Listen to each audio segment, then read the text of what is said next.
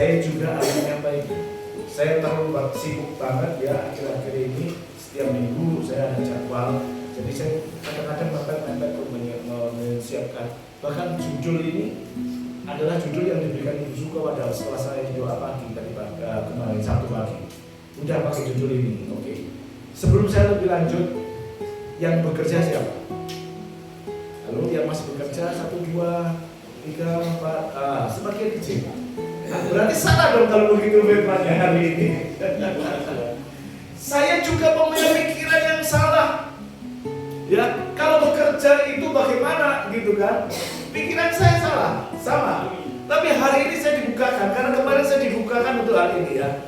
Kenapa kok saya katakan let your work speak His glory? Biarlah pekerjaanmu itu menyatakan kemuliaan Tuhan. Saya bekerja cukup lama, 35 tahun dan hampir 36 tahun. Berbagai posisi, ya, nggak bisa lihat di situ. Hanya sekilas. Mulai dari tukang sapu saya pernah menjadi pemimpin mereka sampai level tertinggi di beauty director. Kebanyakan di GM. Itu 35 tahun konsep berpikir saya sama seperti Bapak Ibu Saudara. Jadi konsep berpikirnya adalah karena itu tanggung jawab. Itu merupakan bagian kita untuk mempertahankan kehidupan. Tetapi kemarin saya dibukakan dan ini menjadi pembicara kita supaya tidak salah saya khotbah pada pagi hari ini. Next.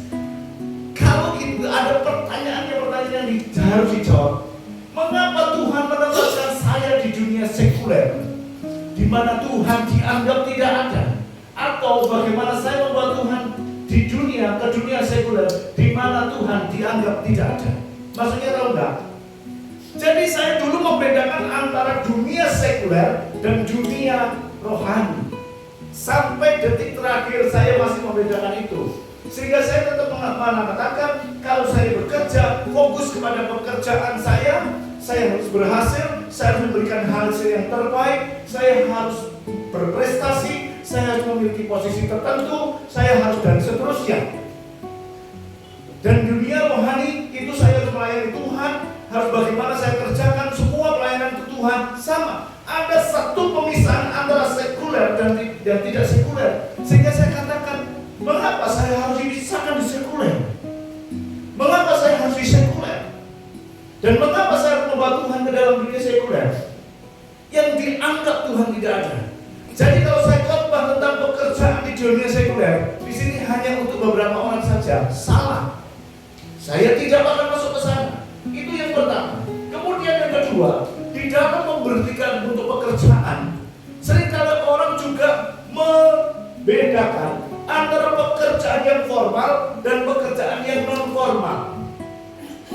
Dari sini pun kita sudah membedakan bahwasanya kalau seorang yang bekerja di rumah itu bukan pekerjaan, karena bukan pekerjaan formal. Yang namanya orang bekerja adalah sebagai sopir, sebagai karyawan, sebagai manajer, mungkin seperti itu.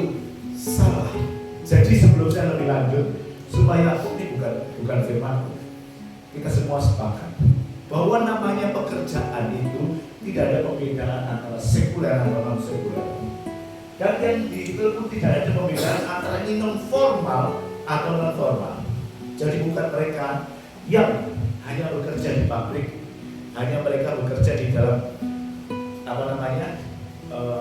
dunia yang formal saja, di kantor, di sekolah formal. Bahkan di rumah tangga bagaimana? Seperti itu. Nah, Bapak Ibu Saudara, sepakat ya?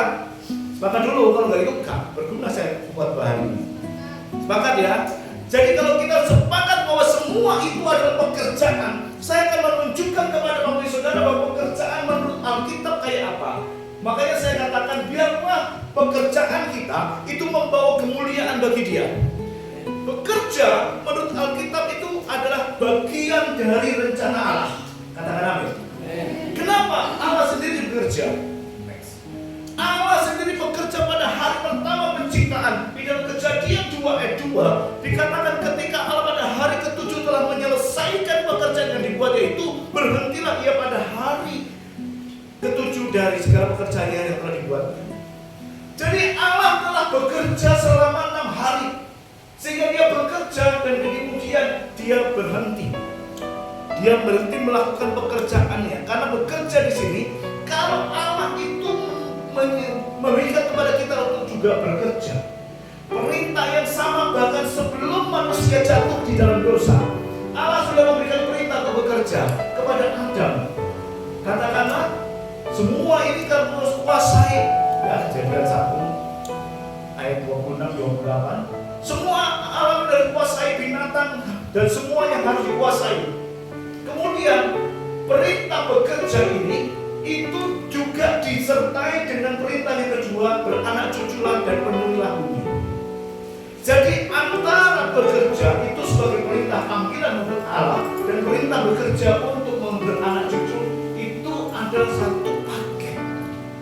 Jadi kita bekerja sekarang ini bukan untuk diri kita sendiri, kita bekerja juga untuk kemuliaan Allah dan juga untuk manusia. Sampai di sini, alhamdulillah. Intinya apa? Bukan pekerjaan sekuler atau rohani, bukan pekerjaan formal atau non formal, tetapi kita semua dipanggil untuk melakukan pekerjaan.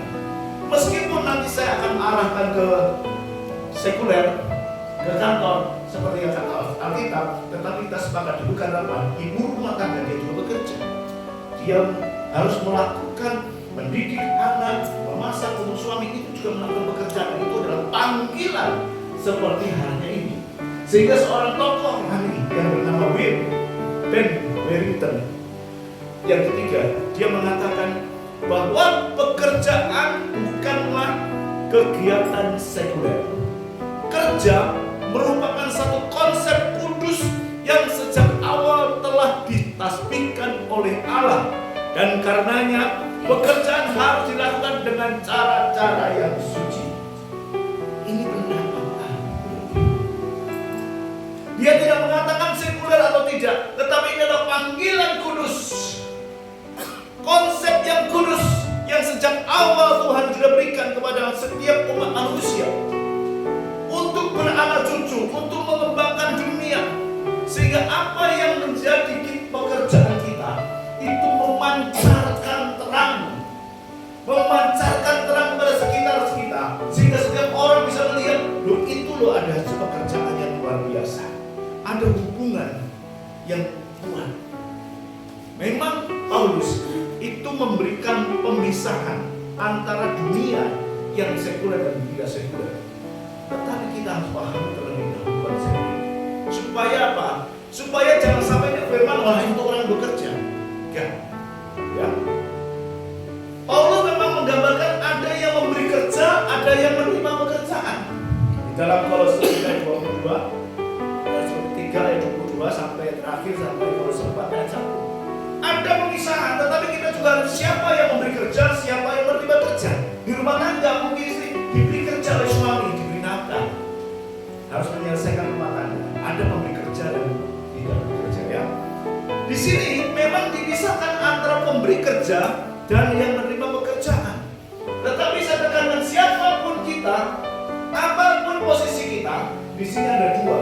Yang pertama adalah yang menerima pekerjaan, yang kedua di 4 ayat 1 adalah orang yang memberi pekerjaan. Intinya adalah supaya kita taat kepada Tuhan, kita mengerjakan pekerjaan dengan tulus, kita melakukannya dengan takut akan Tuhan, dan kita melakukan pekerjaan itu seperti takut kepada Allah, bukan kepada manusia. Meskipun bosnya gak ada, suami gak ada, dalam kita melakukan. Karena ada TikTok itu kan, jadi suaminya pergi, dia langsung ambil selimut itu lagi, dia rawat kuku, dia nonton ini, gitu loh, menjelang pulang dia ribut. Akhirnya gak sempat masak, dia pesan gojek. Kan ada ya TikTok yang gitu. Gak ada yang dengar, saya tak ada banyak lihat. Saya punya TikTok, tapi untuk pekerjaan. Kemudian kita katakan kenapa? Allah sendiri yang memberikan upah. Allah yang memberikan upah. Dan kalau Allah yang memberikan upah, kita harus bekerja maksimal. Jadi rumah tangga yang maksimal. Apalagi mereka yang melakukan pekerjaan sekuler. Yang kedua di pada satu dia tuan-tuan berlakulah adil dan jujur kepada hamba-hamba, ya. Kepada hamba ada pembedaan. Namun kalau kita lihat di dalam Kolose 3 ayat 11, Di dalam hari ini ada orang Yunani, ada orang yang bersunat atau tidak bersunat, barbar atau skip, budak atau orang merdeka. Jadi kalau pada dasarnya itu tidak ada perbedaan antara budak dan yang budak jeratan. Kalau yang bersangkutan telah lahir baru. Karena ayat ini kalau Kolose 11 berhubungan dengan ayat sebelumnya. Kalau sebelumnya hubungannya adalah hubungan transaksional, hubungan sebelumnya adalah hubungan yang berbeda antara pemberi kerja dan penerima kerja. Tetapi di dalam Kolose 3 ayat 10 itu kelahiran baru. Dan kemudian di ayat 11 katakan tidak ada orang budak atau merdeka. Artinya apa? Pada saat orang yang memberi kerja, yang menerima kerja, itu lahir baru. Hubungan mereka berubah bukan lagi hubungan transaksional, tetapi sebagai hubungan keluarga. Memang dalam Kolose 3:22 ini dimuat prinsip ini menjadi dasar etika kerja orang Kristen dalam hubungan pekerja dan pemberi kerja.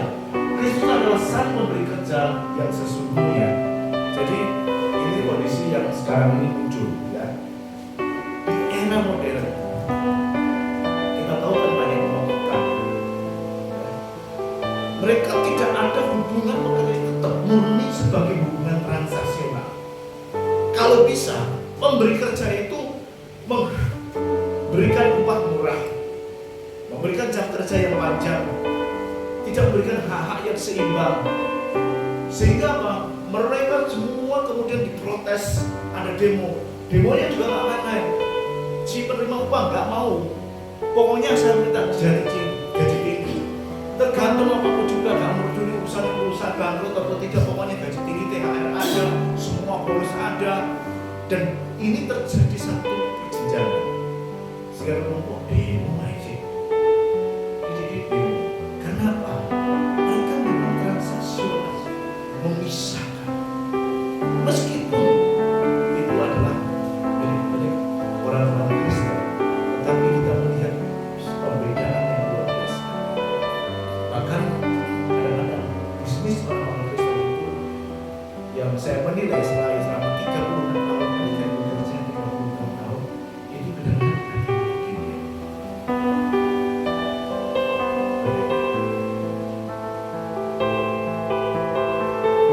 Mereka semua melakukan pekerjaan itu menurut batasannya masing-masing. Semuanya ingin menurut keuntungan sendiri-sendiri. Sehingga relasi ini menjadi tidak bagus, transaksional banget. Motifnya bukan motif yang lain, hanya transaksional. Siapa yang bisa menurut keuntungan, siapa yang bisa menerima upah setinggi-tingginya. Tetapi di dalam Kristus, hubungan ini bukan lagi menjadi hubungan transaksional, tetapi hubungan keluarga. Yang diharapkan begitu. Baik yang memberi kerja, mereka yang menciptakan pekerjaan bagi orang-orang Kristen, itu hubungannya keluarga. Namun sebaliknya harus juga disertai dengan satu pemberian pekerjaan yang maksimal. Karena kita akan membahas hal itu.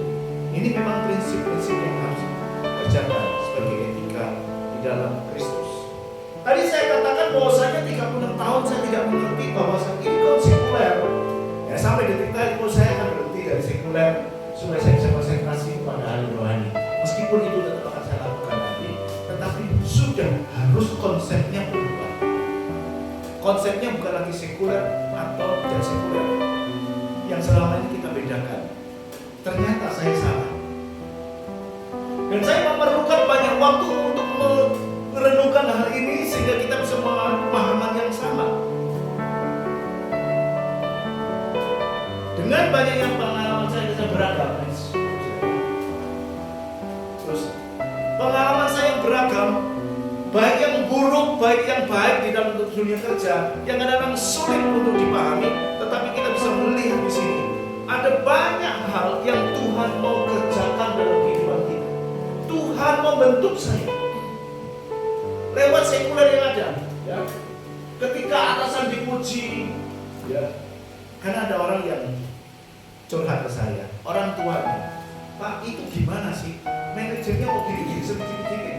Kalau yang dikerjakan adalah Citra, dia nama seorang yang dekat dengan saya karena dia menganggap saya papa dari Pak. Orang tuanya berbeda.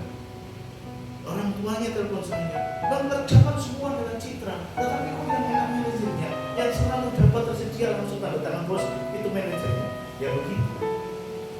Makanya kenapa saya tulis seperti itu, Mama Citra? Ya. Ketika kita selalu ada konflik dalam hubungan industrial, bagaimana kita di demo dan seterusnya, bagaimana ketika kita dimarahi bos padahal yang dilakukan kita adalah benar. Bagaimana ketika rekan-rekan kerja kita menimpakan kesalahan itu kepada kita dan menjadikan kita kambing hitam di dunia kerja para orang-orang minor seringkali seperti itu. Dan yang tidak miris adalah ketika mereka menyatakan siris pada agama kita. Saya melihat, kok begini? Tetapi Allah memberikan sesuatu yang berbeda. Ini adalah proses pembentukan. Proses pembentukan terhadap saya secara pribadi. Kenapa? 12 jam di dalam lingkungan kerja itu cukup untuk membentuk seseorang. Kita bisa dipengaruhi atau mempengaruhi. Bagaimana saya bekerja, bagaimana saya bersikap, kadang-kadang dipengaruhi. Kalau dulu saya keras banget, gitu ya, puas, suku pendek, mempengaruhi. Di dalam keluarga juga mempengaruhi. Jadi saya mengatakan, saya ini telah dibentuk oleh lingkungan kerja saya seperti ini. Menghadapi apapun juga, nggak mundur. Kita dibentuk dengan cara yang berbeda. Terkadang buruk situasinya di dalam tempat kita bekerja, tetapi kita bisa melihat ada orang yang semakin buruk diperlakukan, semakin kuat imannya. Memang tidak menutup kemungkinan mereka yang dibentuk di tempat kerja itu semakin lemah. Tetapi kita bisa melihat ada banyak orang yang semakin bukan, semakin kuat imannya. Memang kalau kita mengatakan dapat bonus, dapat gaji, prestasi bagus itu senang. Tetapi kita bisa melihat bahwa Tuhan menginginkan kita memiliki kualitas yang handal. Sehingga di dalam pekerjaan, dalam pembentukan jati diri kita itu bisa menjadi pelayan-pelayan Allah yang handal. Bisa dipahami hubungannya? Kita ini dibentuk bukan di gereja.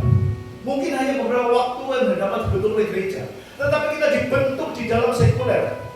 Kita dibentuk di tempat kerja. Kita dibentuk di tempat usaha. Mereka membentuk kita untuk bisa menjadi pekerja-pekerja yang handal. Kalau kita sudah menjadi pekerja yang handal, yang berprestasi, yang baik, maka pada saatnya kita menjadi pelayan Tuhan pun, kita menjadi pelayan Tuhan yang handal. Bisa ditarik korelasinya, hubungannya.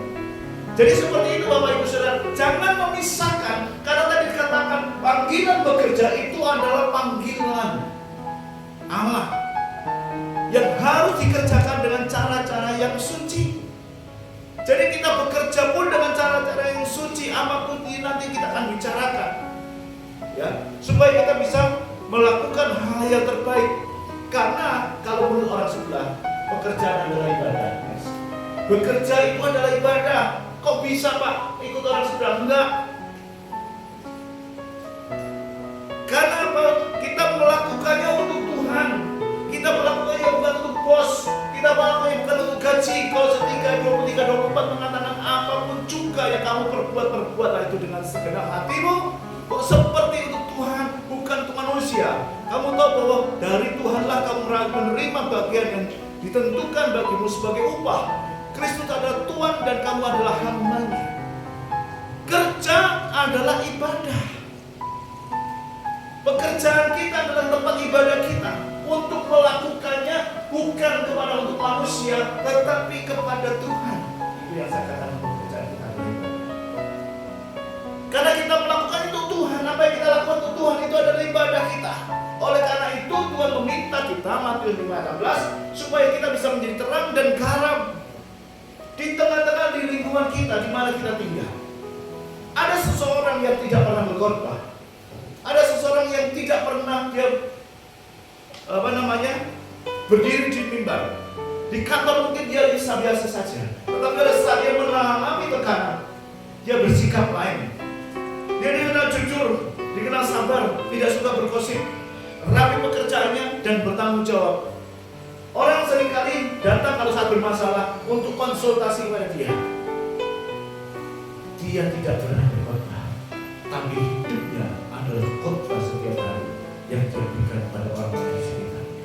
Dia menjadi saksi, orang-orang bisa melihat pekerjaan itu bisa menjadi alat untuk menyatakan kemuliaan Allah. Jadi dimanapun kita berada, kita bisa menyatakan kemuliaan Allah melalui pekerjaan kita. Ya, tadi kita sudah sepakat, bukan formal atau non formal. Non formal pun juga. Di dalam rumah tangga kita mengerjakan, mendidik anak, memasak, belanja di pasar, itu pekerjaan-pekerjaan yang kita lakukan secara rutin. Kita bisa menyatakan kemuliaan. Ada dua fakta ya, cara kerja yang Allah bekerja dalam kehidupan kita. Ya. Ada dua fakta menarik dalam pekerjaan kita. Biasanya para pekerja 70%, 80% tidak puas dengan pekerjaan yang dilakukan dengan berbagai macam alasan. Karena apa? Karena dia melihat pekerjaan itu adalah sebagai kewajiban.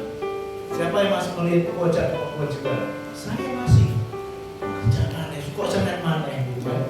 Bekerja sebagai suatu kewajiban, dipandang sebagai kewajiban saja untuk mencapai tujuan.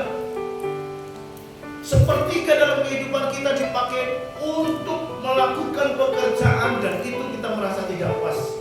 Kalau tidak berhasil kita tidak bahagia.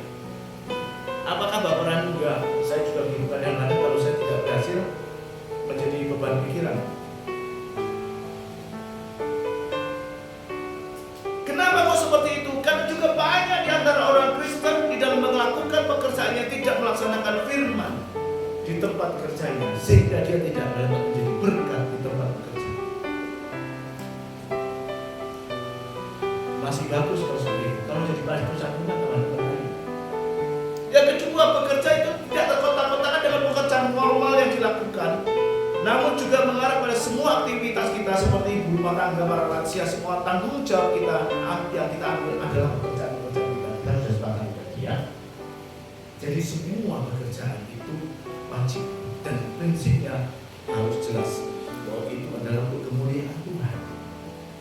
Termasuk ibu rumah tangga, termasuk adalah yang tidak melakukan pekerjaan secara formal, itu punya beban yang sama. Karena pekerjaan itu adalah ibadah. Oleh karena itu prinsip pertama yang harus kita lakukan dalam pekerjaan adalah menjadi pekerja untuk melayani Tuhan. Menjadi pekerja untuk melayani Tuhan. Efesus 6:5-7 dikatakan, hai hamba-hamba, taatilah Tuhanmu di dunia ini dengan takut dan gentar, dan dengan tulus hati seperti kamu, sama seperti kamu taat kepada Kristus.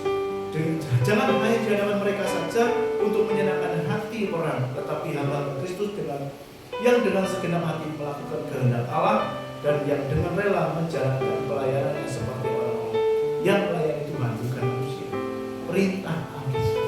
Satu prinsip yang harus melakukan pekerjaan itu adalah melayani Tuhan. Bukan tentang pekerjaannya, bukan apa yang saudara kerjakan, bukan apa yang saudara lakukan, ya. Tetapi buat siapa Anda bekerja? Kalau pikiran konotasinya masih untuk bos tambah kaya dengan pekerjaan saya salah. Prinsip pekerjaan adalah untuk Tuhan. Dari awal tadi sudah. Sekarang Efesus juga menyatakan untuk taat meskipun tidak ada bos. Itu integritas yang akan kita baca, akan kita lakukan nanti. Ada dan ada juragan tetap dilakukan. Yang terpenting bukan pekerjaannya, tetapi apa, untuk siapa kita bekerja. Ya. Oleh karena itu, pada saat kita melakukan poin yang pertama ini, menjadi pekerja untuk melayani Tuhan, ada beberapa dimensi yang perlu kita lakukan. Yaitu apa? Karena tidak ada Tuhan, ada Tuhan harus bekerja, maka kita harus bekerja dengan serius dan berintegritas. Efesus 6:5 mengatakan, hei hamba-hamba, taatlah Tuhanmu yang di dunia dengan takut dan gentar. Anda atau tidak ada mereka. Sama seperti kita taat kepada Kristus. Itu adalah satu bentuk penghormatan kita kepada Allah. Ketaatan yang sungguh-sungguh itu diarahkan kepada Tuhan. Kesungguhan hati di dalam bekerja itu untuk memuliakan Tuhan. Bekerja dengan takut dan gentar meskipun tidak ada bos, itu adalah bekerja dalam integritas. Integritas artinya melakukan hal yang benar saat tidak ada yang melihat. Meskipun di dalam dunia kerja seringkali banyak godaan. Kenapa? Ada kesempatan untuk mencuri waktu bersenang-senang, relaksasi, kesenangan. Ada waktu mungkin mencari sampingan, ya, berbohong sedikit, mencuri absensi. Yang lebih parah lagi, memanipulasi angka, markup. Ada kesempatan seperti itu. Tidak jujur, cari keuntungan kecil. Itu namanya tidak berintegritas.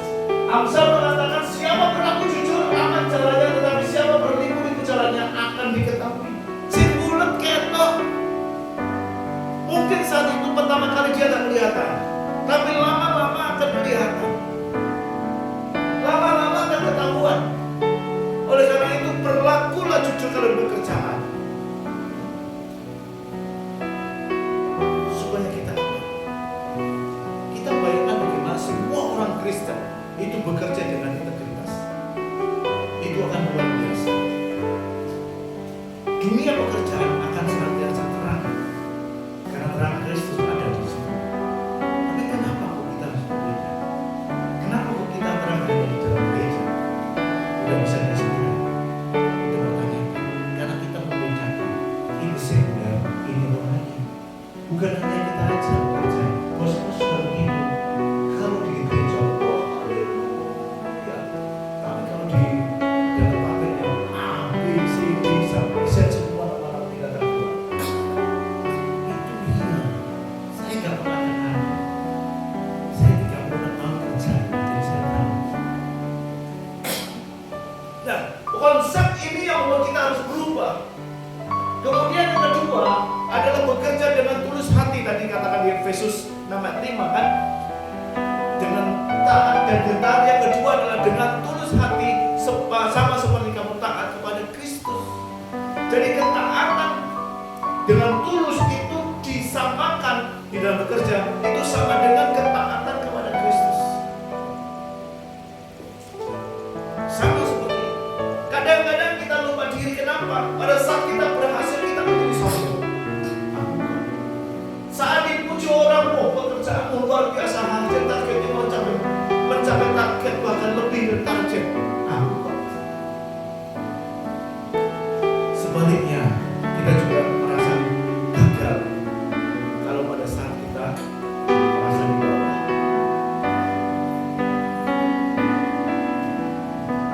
Kadang-kadang kita harus berpikir, semua yang kita kerjakan, semua talenta kita, semua yang kita bisa, itu berasal dari Tuhan. Semua berasal dari Tuhan. Jadi kalau saat kita berhasil dan orang memuji kita, kita mengatakan segala kemuliaan hanya bagi Tuhan. Yakobus pada 10 berkata di dunia Tuhan, maka ia akan meninggikan. Jadi seperti itu. Kalau kita menyadari bahwa hikmat itu berasal dari Allah, pengetahuan itu berasal dari Allah, maka pada saat kita mempunyai keberhasilan, hormat kemuliaan itu juga bagi Dia. Hanya bagi Dia. Sehingga kita tidak bersombong dan tetap bergantung kepada Allah. Karena tanpa Allah pun kita tidak bisa berbuat. Tanpa Allah kita tidak bisa berbuat. Yang ketiga adalah bekerja dengan semangat dan excellent. Artinya apa? Di dalam Efesus 6:7 dikatakan yang dengan rela menjalankan pelayanan sama seperti orang-orang yang melayani Tuhan dan bukan melayani manusia. Pelayanan kita kepada Tuhan. Kita bukan bekerja untuk bos atau pimpinan yang ada di dalam dunia ini. Tetapi sesungguhnya kalau kita mau melakukan dengan benar, bos kita sesungguhnya adalah Tuhan sendiri yang harus kita layani. Jadi sekali lagi kita tidak boleh memisahkan ini sekuler, ini rohani, ini formal, ini non formal. Semua harus dilakukan dengan sungguh-sungguh sesuai dengan kemampuan, talenta yang diberikan kepada kita dengan baik, dengan excellent. Excellent dikatakan bukan berarti sempurna, tetapi melakukan yang terbaik yang dapat kita miliki, bukan tanpa salah. Excellent itu kita melakukan yang terbaik dari apa yang kita bisa kerjakan. Pengkhotbah 9:10 yang seringkali saya sampaikan adalah apapun yang dijumpai tangan untuk lakukan, lakukanlah itu. bekerja karena itu. Jadi kalau sekarang kita menjadi pelayan restoran, layanilah pelanggan dengan semangat. Kalau kita jadi guru, ya didiklah anak-anak itu dengan sebaik-baiknya. Kita karyawan rajin dan teliti, melakukan pekerjaan dengan baik yang dipercayakan oleh pimpinan kita. Kalau kita menjadi pemimpin, ya kita menjadi pemimpin yang baik, yang melakukannya dengan penuh kasih, tidak membeda-bedakan, karena semua pekerjaan itu menjadi tanggung jawab. Itu tadi yang pertama dari bagian pertama. Bagian kedua, ketika kita menjadi tuan. Ketika kita menjadi tuan, kita harus dapat berpikir, berlaku dengan adil. Efesus 6 ayat 9 katakan, dan kamu tuan-tuan, perbuatlah demikian juga terhadap mereka dan jauhkanlah ancaman. Ingatlah bahwa Tuhan mereka ada dan Tuhan kamu ada di surga, dan Ia tidak memandang muka. Jadi kalau kita jadi pemimpin pun diharapkan tetap melakukannya dengan adil, tetap melakukannya dengan benar kepada semua bawahan dan tidak sembarangan. Karena apa? Efesus 6 ayat 8. Kamu tahu setiap orang berhamba kepada orang merdeka. Jika ia telah melakukan sesuatu yang baik, ia akan menerima balasannya dari Tuhan. Pemimpin di dunia ini maupun kita hamba di dunia ini, itu sama-sama mendapatkan berkatnya dari Tuhan. Amin. Tuhan yang memberikan berkat. Dan bagaimana kita bisa menyuarakan dan let your work menyatakan kemuliaan Tuhan, speak His glory. Kalau kita mau pekerjaan kita mau menyatakan kemuliaan Tuhan, pekerjaan kita itu harus berdampak di lingkungan di mana kita tinggal.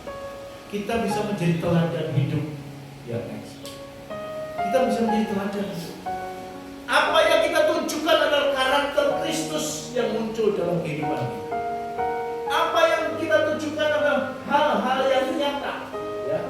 Karena terang kita pasti dapat kelihatan, dapat diketahui semua orang, melihat perbuatan yang baik kita dan memuliakan Bapa di dalam surga. Dunia tak butuh khotbah kita. Kalau kita khotbah malah dicibir, ya kan? Ngomongin Kristus itu baik loh. Dunia tak butuh khotbah kita, tetapi dunia membutuhkan teladan hidup kita untuk di sana. Kita khotbah sampai murung seperti saya ini berapi-api misalnya, nggak ada artinya. Mereka tetap tidak mengenal Kristus, tetapi izinkan mereka mengenal Kristus melalui karakter Kristus yang hidup dalam kehidupan kita. Kita menjadi teladan yang baik di tempat pekerjaan. Oleh karena itu kita harus jaga. Jaga dari apa? Yang pertama adalah sikap kita dibaca orang. Ya, saya ini nggak tahu orangnya suka guyon juga. Jadi kalau saya sudah merasa tidak senang, mimik raut muka saya pertama kelihatan. Begitu saya muka beda, ada sesuatu. Pak No, kalau saya Pak No, ayolah Pak No, senyum lagi lah Pak No, ayolah Pak No, jangan marah Pak No, ayolah Pak No. Orang begitu. Padahal saya tetap menunjukkan sopan, tapi mimik memang nggak bisa dipungkiri. Perubahan mimik saya itu langsung diketahui, apalagi sikap kelihatan. Oleh karena itu, bagaimana kita melakukan ya, sikap kita melakukan segala sesuatu dengan tidak bersungut-sungut dan berbantah-bantah. Sikap berbicara lebih keras dari kata-kata, tetap tenang, sabar dan bersyukur di tengah tekanan. Jadilah pembawa damai, bukan sumber konflik. Jadi bagaimana kita melakukannya? Saya ini orang yang tidak pernah mau kalah. Dan saya ngomong apa dari Pak Citi kalau selalu menang. Bahkan 36 tahun saya tidak pernah kalah. Dengan siapa? Termasuk dengan bos. Sekarang saya tidak mau begitu. Kenapa kalau saya katakan begini? Kalau mau dengan hubungan kerja dengan karyawan di tingkat perusahaan saya sini, mau dimediasi di dinas, saya mesti menang. Jangan saya katakan tidak pernah kalah. Dan itu terbukti 36 tahun saya bekerja. Sampai kepada hubungan industrial, ada beberapa kasus saya masuk di dalam persidangan tidak pernah. Terakhir terakhir sebelum saya keluar itu tahun 2022, 2 kasus. Meskipun dia udah ditemukan di PKI, saya katakan. Terakhir adalah Juni yang lalu, puasa yang kemarin, 4 hari puasa, hari keempat. Saya diminta bantuan untuk membantu sampai petani di demo. Terus kemudian, demo aja, emang bisa demo aja, saya bilang. Nah, mau saya menghubungi saya mulai, Pak, puasa, kenapa Pak saya ingat karena ngomongannya Pak, kalau hari keempat puasa Pak, bulan Ramadan kemarin, Juni ya, nggak salah. Tolong Pak, jangan sampai demo Pak. Oke. Makanya saya katakan saya tidak pernah kalah. Tetapi apakah itu mencerminkan pribadi Kristus? Meskipun saya tidak pernah arogan, meskipun saya pernah dengan senyuman, orang lawan saya di luar pengadilan memuji. Terima kasih, Anda lawan yang tangguh di pengadilan dan kawan yang joskan terus di luar persidangan. Jadi saya di pengadilan, saya bersikap sebagai pahlawan yang gagah berani. Di luar pengadilan saya merangkul mereka. Makanya WA masih ada. Seperti itu. Tapi saya katakan tidak. Saya menjaga sikap supaya pada saat saya mengalahkan orang lain pun orang lain tidak merasa dikalahkan. Makanya dia memuji melalui WA. Itu adalah sikap. Kemudian yang kedua adalah perkataan. Lewat perkataan. Efesus pada 29 katakan, janganlah ada perkataan kotor keluar dari mulutmu, tetapi pakailah perkataan yang baik untuk membangun di mana perlu, supaya mereka yang mendengar beroleh kasih karunia. Saya sebagai pemimpin pada saat melihat anak buah yang tidak benar, itu yang marah. Tetapi masih saya ingat sampai sekarang, pada saat saya marah, itu hanya berkaitan dengan pekerjaan. Tidak pernah mengucapkan mengutuk orang dengan kata-kata yang menyentuh kepada pribadi. Apa misalnya ke pribadi, Pak, ini saya dia cacat, saya tembak cacatnya, ya. Saya rendahkan dia dari cacatnya, memangnya bla bla bla bla, ya. Contoh seperti itu. Tidak pernah menyerang ke pribadi, meskipun dia ada banyak masalah. Dalam kadang-kadang kita menerima orang-orang yang disable, tapi kita tidak pernah menyerang disable. Yang kita katakan adalah pekerjaannya, mestinya begini, mestinya begitu. Kamu harus bisa lakukan ini, harus lakukan itu. Semua berkaitan dengan pekerjaan dan tidak ada kata yang salah. Bahkan saya cenderung perkataan itu adalah perkataan yang membangun, sehingga orang yang merasa difabel sekalipun. Kemarin 2 hari yang lalu ada security menghadap saya. Dia sudah 1 bulan tidak masuk. Pak, saya mohon penempatan kembali, penempatan ulang. Kenapa? Saya masih baru. Ini Pak, surat dokternya. Oke, saya buka Bapak Ibu Saudara. Ternyata dari psikiatri, dia dinyatakan schizophrenia. Saya pikir teman schizophrenia. Apa yang saya katakan? Saat ini belum ada, tetapi saya yakin schizophrenia ini Anda bisa berlaku baik, meskipun saya tahu susah disembuhkan. Schizophreniamu, kamu harus bersikap ini, tenang, nanti kita coba cari penempatan yang baik yang bisa mendukung istilahnya situasi yang kamu hadapi. Tahu schizophrenia? Gak tahu ya? Oke. Schizophrenia itu yang jadi seringkali kayak gitu, ya, kurang. Kenapa? Dia lebih sering delusi, ilusi. Delusi itu adalah dengar-dengar. Orang sih ngomong ini, bahaya, benar bahaya. Kalau saya kadang-kadang, Pak, orang sih ngomong, aku dengan itu yang batal, itu saya tanya. Kalau yang lain itu delusi, dengar-dengar. Ilusi itu ketok-ketokan. Di sini ada berapa orang? Kursinya semua penuh gitu kan? Ada banyak orang di sini. Ya kalau kita pendaki kursi kosong itu dalam malaikat. Tetapi kalau oknum yang lain, itu delusi sama ilusi. Dia schizophrenia. Kaget-kagetan sendiri karena dia ada orang lain mati kaget seperti itu. Padahal itu baru mati. Itu delusi, schizophrenia. Dokter psikiatri. Saya bingung mau penempatan di mana. Sampai sekarang motornya masih ada foto. Jasmani yang sehat, jantungnya, ginjalnya semua sehat, tetapi kena schizophrenia. Bagaimana perkataan kita bisa menjadi perkataan yang membangun, karena di luar itu adalah berasal dari yang jahat. Kita gunakan mulut kita untuk memberikan kekuatan, bukan untuk menjatuhkan. Kita gunakan orang membangun orang, bukan untuk melukai, bukan membiarkan gosip berlaku, kata-kata keluh kasar berlaku, orang memecahkan suasana, memecah belah situasi. Enggak, tetapi bagaimana kata-kata kita adalah kata-kata yang membangun, sehingga kita bisa dilihat, membawa kesejukan, membawa tenang suasana kantor, di zaman berkerumun, di dalam komunitas apapun kita menjadi orang yang senantiasa dicari. Kemudian melalui pelayanan dan tindakan, janganlah cepat-cepat berbuat baik, karena apabila sudah datang waktunya ia akan menuai jika kita tidak menjadi lemah. Artinya apa? Apa yang harus kita lakukan dengan perbuatan baik? Saya itu menyantap Pak Syukur baik pada setiap orang.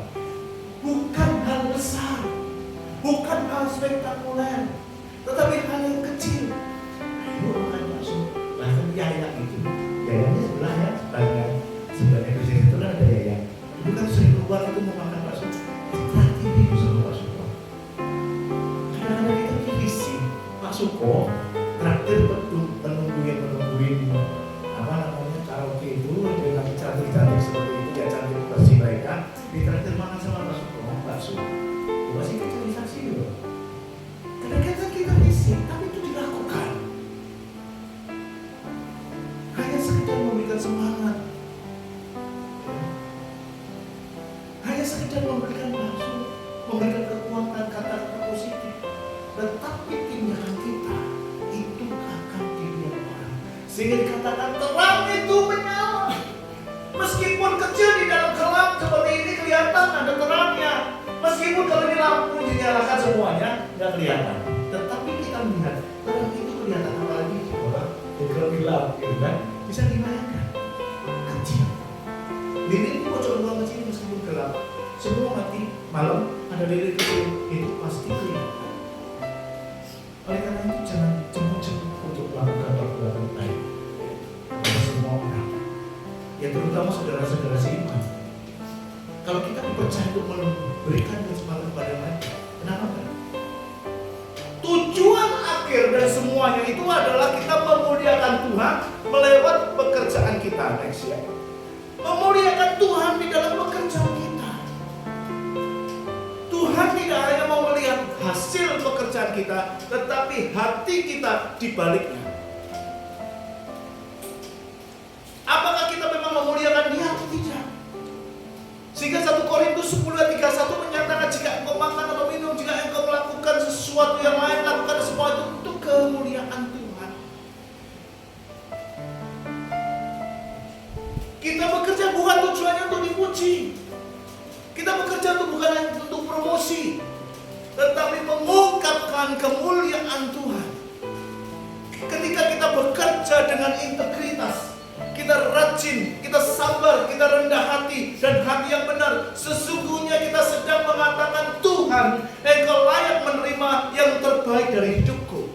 Inilah tujuan kita bekerja, bukan sekedar produktif, tetapi menyatakan kemuliaan kerja di tempat kerja kita. Bisa dibaca. Ketika kita bekerja dengan integritas, rajin dan seterusnya, itu kita seperti mengatakan, Tuhan itu layak. Sehingga Bapak Ibu Saudara, kita ini bukan pendeta. Saya mengatakan Pak Sidik, saya juga bukan pendeta loh Pak, tapi dipercaya oleh Bapak Kepala yang saya juga bukan pengkhotbah yang harus khotbah di mana-mana saat ini memang begitu. Tetapi kita bisa berkhotbah di tempat pekerjaan kita dengan memberikan teladan kepada mereka. Pertanyaan reflektifnya adalah, apakah selama ini kita sudah melakukan pekerjaan Allah? Apakah cara saya bekerja sudah memuliakan Allah? Apakah orang bisa melihat Kristus lewat integritas dan sikap saya? Apakah pekerjaan saya menjadi kesaksian tentang Allah? Itu adalah pertanyaan-pertanyaan yang harus kita jawab di dalam kehidupan kita. Itu pertanyaan yang harus kita renungkan dalam hidup kita. Di worship itu Apakah cara saya bekerja sudah memuliakan Tuhan melalui sikap perilaku dan berikan teladan hidup yang baik? Apakah orang bisa melihat Kristus lewat integritas dan sikap saya secara pribadi? Apakah pekerjaan saya menjadi kesaksian tentang kasih Allah? Seperti judulnya, biarlah pekerjaanmu yang berbicara. Ada lagi tadi. Let your work speak His glory. Biarlah pekerjaanmu menyatakan kemuliaan Tuhan. Biarlah apa yang kau kerjakan menjadi satu kesaksian dan teladan yang luar biasa. Terpujilah nama Tuhan.